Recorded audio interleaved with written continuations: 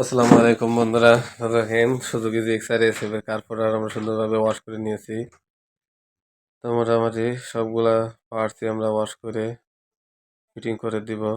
তো দেখেন সর্বপ্রথম কার্পোরেটরটা সুন্দরভাবে হাতে নিয়ে পরিষ্কার করলাম। তো এখন ফ্লোট, পিন, জেট, কার্পোরেটর, পিস্টন যতগুলো পার্টস পাইতেছে লাগাবো। তো আপনারা ভিডিওটা কন্টিনিউ দেখতে থাকেন, আশা করি ভালো লাগবে। তো দেখেন মেন জেট লাগালাম। তো এখন ফ্লোট, পিন যেটা ওটা একটু চাপ দিয়ে নিচ্ছি যেন ওভারফ্লোটা না হয়। তো এখন ফ্লোট এবং ফ্লোট পিন সেটিং করব। তো আপনারা দেখতে থাকেন।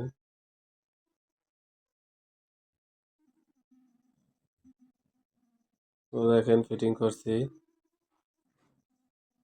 ফিটিং করার সময় অবশ্যই আপনারা খেয়াল করবেন বাঁকাতেরা যেন না হয়, কারণ বাঁকাতেরা হলে তেলের মাপটা সঠিক আসবে না, তেল ওভারফ্লো করবে। তো দেখেন পিন লাগাচ্ছি, পিন লাগিয়ে ছোট্ট একটা স্টার মারতুলের নাট আছে ওটা আমরা ফিটিং করে দিব, কারণ ওই পিনটাকে যেন আটকিয়ে রাখে। এই জন্য এই নাটটা কোম্পানি থেকেই লাগানো।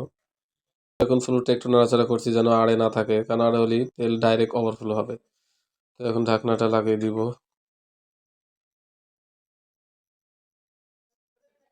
চারটা নাট স্টার মার্তুলের আমরা ফিটিং করে দেব।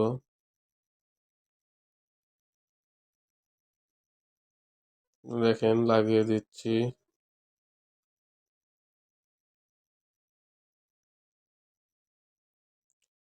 তো বন্ধুরা কার্পোরেটর পিস্টন ফিটিং করব। তো কার্পোরেটর পিস্টনটা ফিটিং করার সময় অবশ্যই আপনারা একটু নতুন মোবিল দিয়ে